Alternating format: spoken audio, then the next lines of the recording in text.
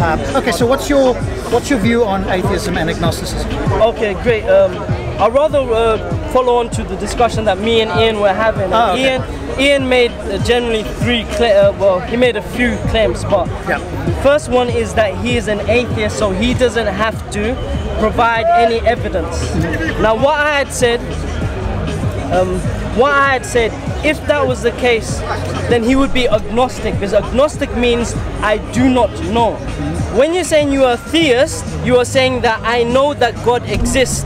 When you are saying you are an atheist, if you break out the word a, it means the absence of, or you are not believing in God. So now that onus or burden of proof is also on your shoulder as well as my shoulder. So me as a theist, I have to prove that I believe in God. You as an atheist would have to prove that there is no God. Okay, so let me address that. So, would you agree there's a difference between knowledge and belief? Yes. Okay, so I'll give you my definition and you tell me if you're happy with that. So for me, belief is accepting a proposition as true or likely true. That's a belief. Accepting a proposition as true or likely true. The acceptance of something to exist or be true is what I think belief means. And if you check the Oxford Dictionary, that's what it says. I've not seen that one before. So when we say we know something, there's a difference, I'm sure you would agree. When we talk colloquially, like we'll say, oh, I know the sun's coming up, I know the cab's going to come fetch me, I know the bus is coming. There's a difference when you say no from a philosophical point of view, I guess, which is, so my version is reliably produced true belief. Instead of, as you might know from philosophy, justified true belief, there's a problem with that. So reliably produced true belief is kind of the definition of knowledge. So technically, for me, if you ask me, I'm an agnostic atheist, because they address two separate claims. One is a belief claim, one is a knowledge claim. So I'm an agnostic atheist. I do not say God does not exist. I do not believe in God, and I reject your theist claim. Now, if people know what they're talking about, and if they're honest, every theist would be an agnostic theist, unless they've got some knockdown argument I've never heard of. Because none of us know for sure, would you agree? None of us know. So when somebody says they know, what they really mean is I've got a high level of certainty in my belief. Yeah, sure. What you last said, the high level of certainty, is very important. We don't know anything in terms of 100%. We can have a high confidence based on probability and possibility. I agree with that. So we're just making suppositions. So the intention today, as with every other Sunday, is to explore and discuss the justifiers that show a true belief. Yeah, the justifiers is what justifies a true belief. You were mentioning philosophical terms, so I'll just introduce. Let's look at the justifiers. So the universe, we know it's expanding. Yes. Yes or no? Yeah, I'll be okay to say we know. Okay, let me just, for the sake of everyone, just explain why it is expanding. If you have any. Okay, but before you go there, if you're going to go to the universe, because you wanted to address Ian's thing, so let's finish that part. No, you had the opportunity. The reason I want to say you're talking about me, though, with great respect, and if you want to talk to me off camera, then I have a right to reply to what you say. Right, I said to you, you can call me atheist, agnostic, it's just a label.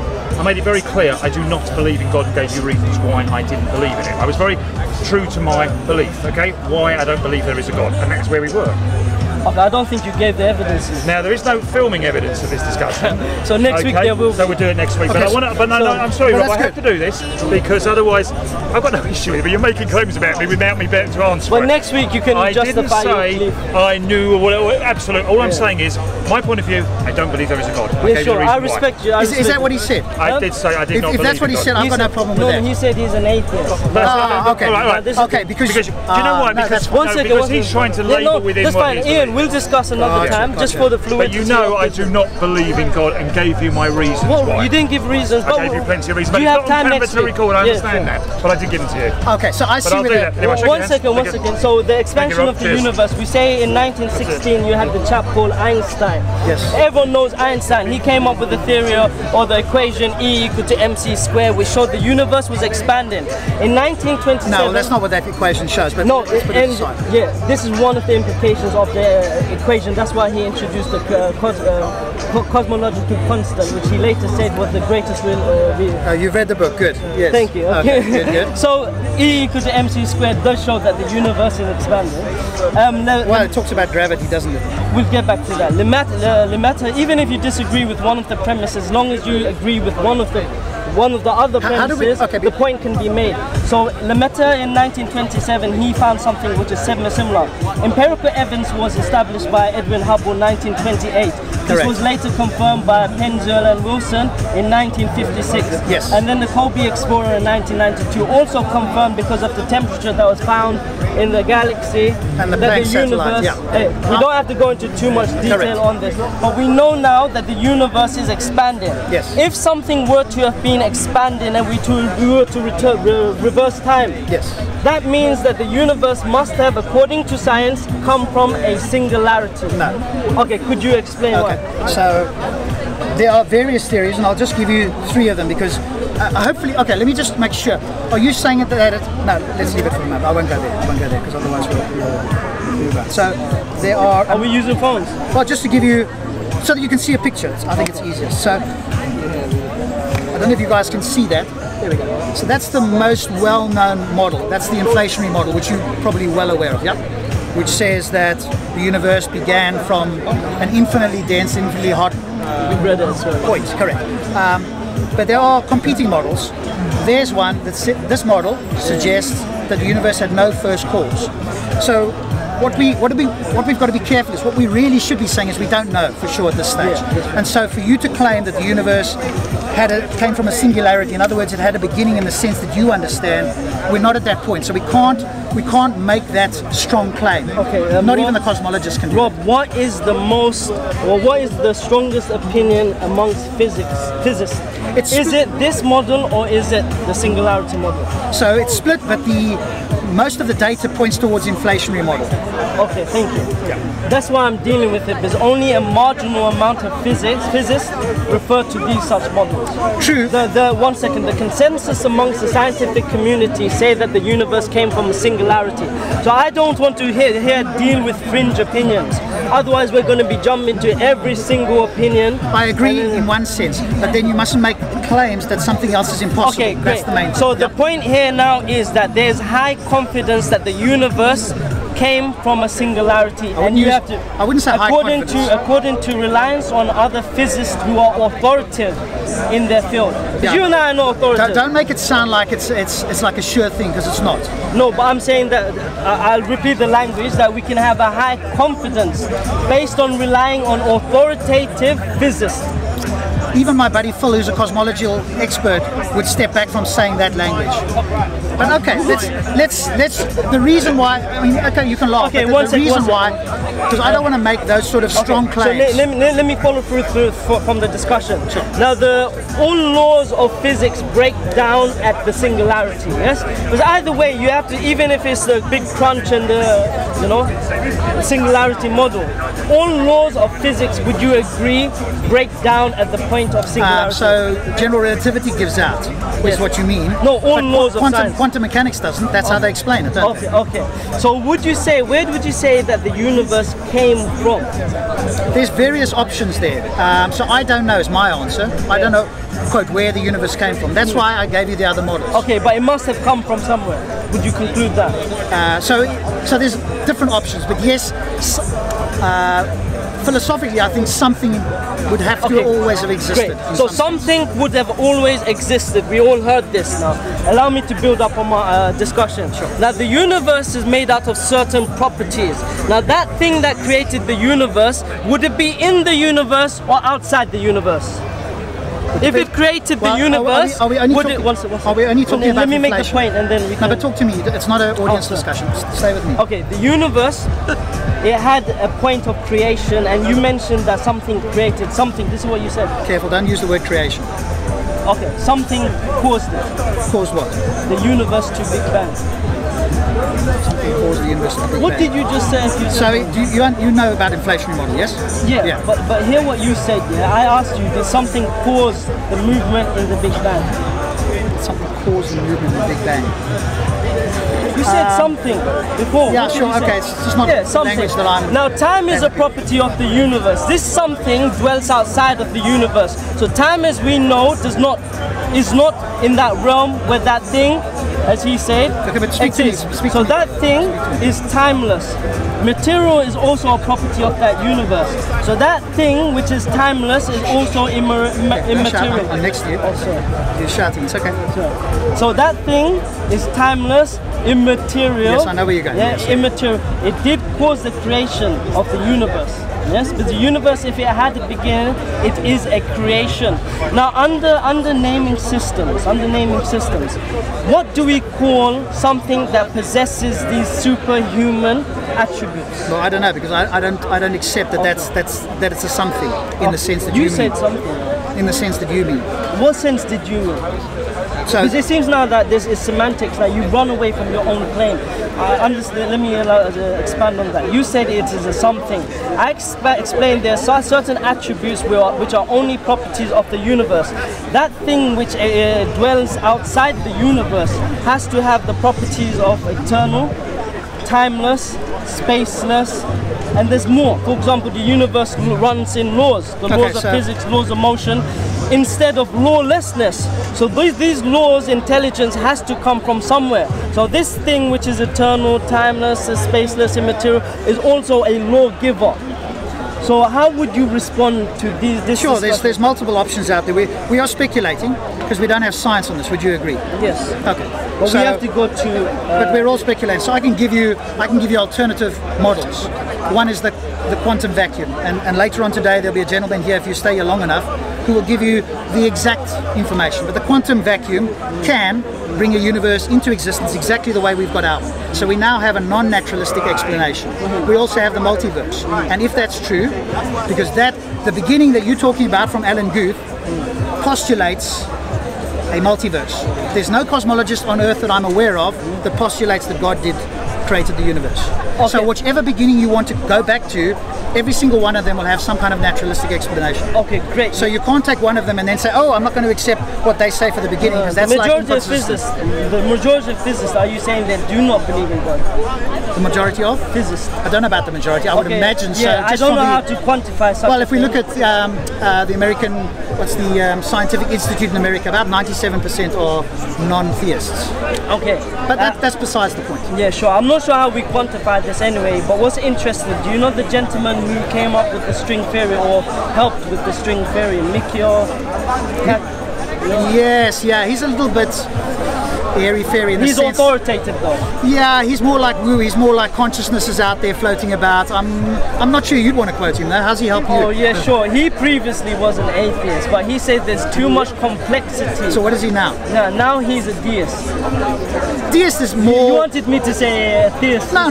But He's a I've deist. got less problem with a deist. deist. Is a person who believes Yeah, I know. that there is, let's say, God, because this is the only word that Well- encapsulates the definitions we gave earlier, or the attributes we gave earlier, such as timelessness, immaterial, lawgiver, and you still haven't given a name for that. So in order to kind of move forward, Yeah, but what that's your- name would you give to this thing?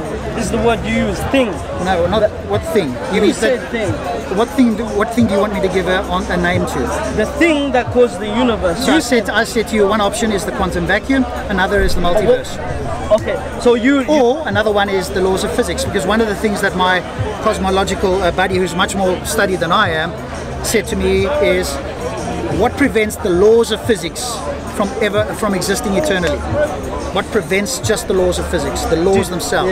Yeah. This is a strange thing. If it was abstract things to live for or to exist forever, I would understand.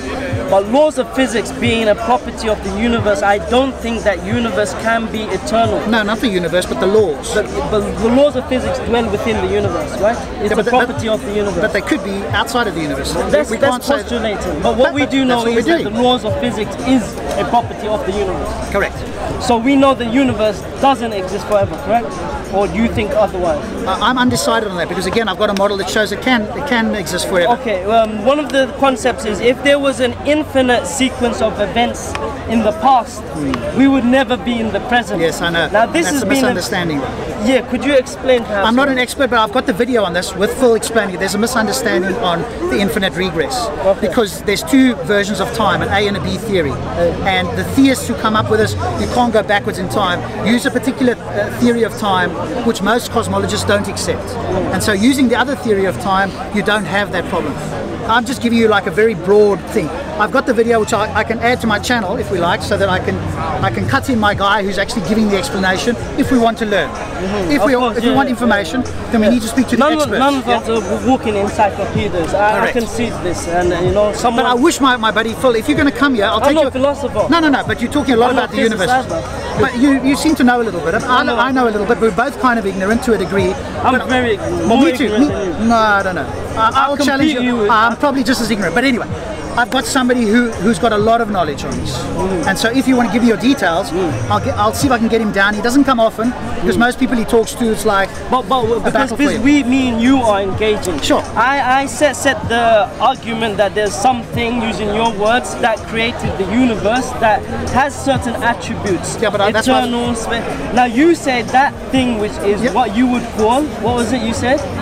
Quantum physics is what you call it. I call it God. The quantum vacuum. You call it, yeah, but there's a difference, isn't there? Yeah, but this is what you call it, because I gave the attributes such as law. Yeah, all laws, they don't come out of nowhere. If this universe was the result of a sequence of random events, then there will be no laws of physics. Things would just be up in the air, complete randomness. But the fact that we don't see randomness is evidence that it must have come from some kind of designer. No. I know you don't like that. No, of course not. Well, I mean, look, if that was a knockdown argument, then we'd all be theists. We would not be speaking about this. And the fact of the matter is, nobody in science has that conclusion. So when we go with your inflationary model, which is the model you wanted to go with, I wanted to show you there's other models, but you went, no, I don't want to talk about other ones. No, I want to speak about the dominant. Yeah, but I've said we don't know for sure, but now you want to hone in on one, and you want to make it like it's a fact, and I'm very cautious of saying it's a fact. I'm apologies if I've come across, in a bad because you said, oh, it's impossible for the universe to have existed eternally, and I've got the model here. I went to you know Sir Roger Penrose? You've heard of him? Penrose, yes. Sir Roger Penrose, yes. I sat in the room and we asked the question. I have the model here. Is he the one that said that if there were to be an explosion in a in a car? No. That was, I think that was Francis Crick or somebody. No, he wrote the language of God. But there's the model, and this is what I sat. You see that? Yeah. See that there? So this is the model, and I sat in the room with him and he explained this model. This model shows universes going back infinitely in the past and infinitely in the future, and it gives I'm not saying this is probable. What I am saying is this doesn't violate the laws of physics. That's all I'm saying. So to come here and say that it can only be one way. No, I've not said that. I've said that I know science, it changes. But what we have to do is, if we're professing science, is that what you profess science? I believe science gives us the best current explanation for natural events. Yeah. So the best current explanation of the existence of the universe is the Big Bang Theory. Inflationary model would be the inflationary model. Okay, so we can kind of move past. Okay, as long as you don't say anything else is impossible, otherwise I'll draw you back to that. So just stay away from the word impossible. Because some Muslims run around here saying, oh, it's impossible for a universe to create itself. Some people run around saying that. Yes, you probably know who they are. If we're going to be accurate with words, we have to say everyone does this. Because I think some of our atheist friends also do this. Yes, that could be true. Yeah, so we don't need to kind of specify and say only Muslims. Well, when they make the claim that something's impossible, I don't know any atheists that say that things are impossible. If you point them out to me, I will have a conversation. Okay, so are you willing to concede there may be a probability that God exists? I can't rule it out, yes. Okay. But I've never said I can. I've been at the park here for about a year and a half. I've never claimed that God does not exist. Okay, what I've always claimed to you, which we started with. There you go. So, okay, great. Do you think, my last question to you, the only thing I can think about discussing is, do you think science explains everything? No. What's your reasoning as to why? Just because we don't have enough data yet. But we keep getting the data. So my words is science keeps improving. When I hear theists talk, they go, oh, science changes, and they want to make it appear as if science is unreliable. Okay? But do you think and I don't agree with that. Do you recognize the limits of science? For example, metaphysical truths such as the conscious, the mind, all of these things. Do you think science can explain metaphysical truths, ethical judgments such as good and bad? I don't think. Okay, you're jumping to a lot of different things. What I don't think science can answer per se is whether there's a God outside the universe. However, if the God dipped his finger into this universe and did something miraculous that defied the laws of physics, Is that your definition of miraculous? It defies the laws of... Defies our understanding of physics. So I wouldn't describe it as that. Okay, but in principle, we could talk about that, but in principle, if God in some way did something in this universe, science could investigate that. No, not necessarily so. If we have a being that exists beyond the universe, that being is supernatural. The prefix super means above. Yes. So if he lives beyond, or if he exists beyond nature, we call it supernatural. Now that supernatural being, or thing as you describe, has the ability to suspend the laws of nature at any given time. Do you follow through with that logic? Yes. So if a so being is the footprints of the supernatural being does not necessarily have to be explained through sciences, which no, well, I'm not saying it can be explained necessarily, but what I'm saying is science could. So let's give an example. I had this discussion with Hamza, Darren Hamza, and we used the example of I said to him, what's a miracle that's happened? He said to me, the flood. I went, okay, great.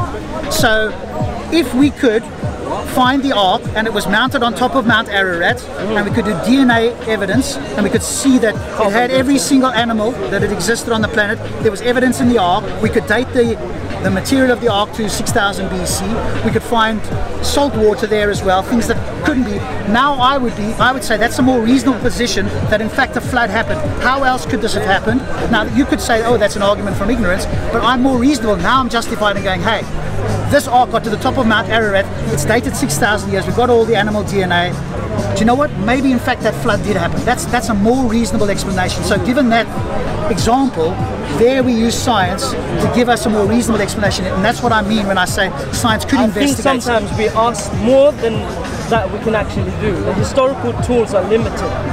Now what miracle would you accept? Because even if a miracle happened, many atheists or agnostic atheists, they don't accept it. For example, if the writing came in the sky, God exists. Yes. Most atheists will still say it's not convincing. So by the standard which an agnostic atheist may use, what miracle would you accept? Sure, okay. So here's something that would be convincing for me. If in fact the stars did rearrange themselves and we could look up there and we can observe it around the world, we could record it independently around the world. We look down at the molecules, we look through a telescope at the smallest molecules, and they had written in their DNA, Allah is true. And everybody could confirm that. And we all had a personal experience that Allah spoke to us and revealed the Quran. And I spoke to you and I spoke to every human here, and we all went, oh shit, you know what, he spoke to me and the Quran is true.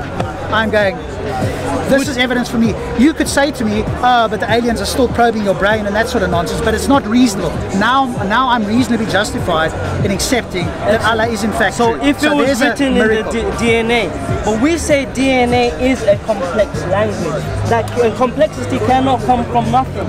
So where did this complexity in DNA, and this is an example, you said that you would accept this as a miracle. So I said if it had the signature of Allah written into there. Yeah, we say DNA is the signature of Allah. Oh God.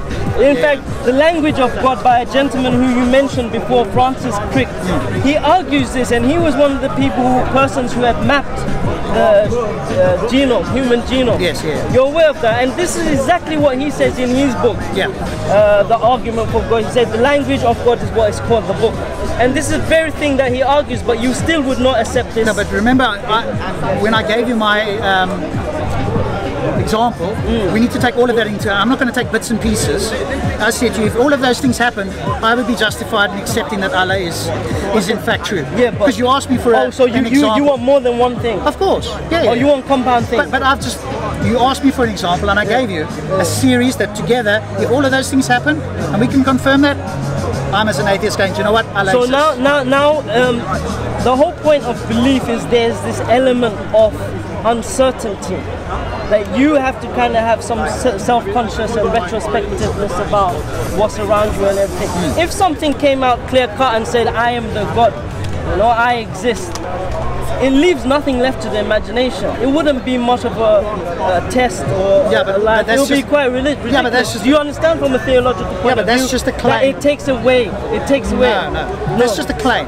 You're making a claim that it's a test, and that's an easy way to get out of the problem of evil, etc. So Muslims, it's an easy test. You just go, hey, Allah's testing us, and we've got free will, etc., etc. But there's a lot of problems. I mean, I don't know how much you want to get. Maybe we do that conversation again another time. Yeah. But just to say the word test, is like a back door from my point of view that goes, oh, now you can escape the problem of evil and free will and all this by just going, hey, it's a test. You guys just maybe we can get into this a bit more detail. I've got a challenge. It's been a pleasure. One second, just one last thing. All of these issues of free will, morality, evil, they all exist in every single system, not just Islam or Christianity. Even in atheism, you have the problem of determinism, free will, evil, judgment. So it's not something which is unique. So even if an atheist proves that these problems exist, it exists not just in the Abrahamic faith, but in the atheist. I'm happy to have that conversation with you as well, where we can talk about the problems in my worldview, because I'm not claiming my worldview is perfect. Otherwise, everybody should believe it. But there's a disclaimer on my half, as in none of us are walking encyclopedias. So I may have made mistakes, and I ask you to forgive me if I come across. No problem at all. Let me take your details off camera, because I run a show every Friday, and I like intelligent people like you to come on and have conversations. If you don't want to do that, that's fine. Have Ian on your show. Yeah, I can have Ian, but he's an atheist already. Sure. So, what was your name again? It is Hamza. Hamza? Pleasure speaking to you. You too, buddy. Take care.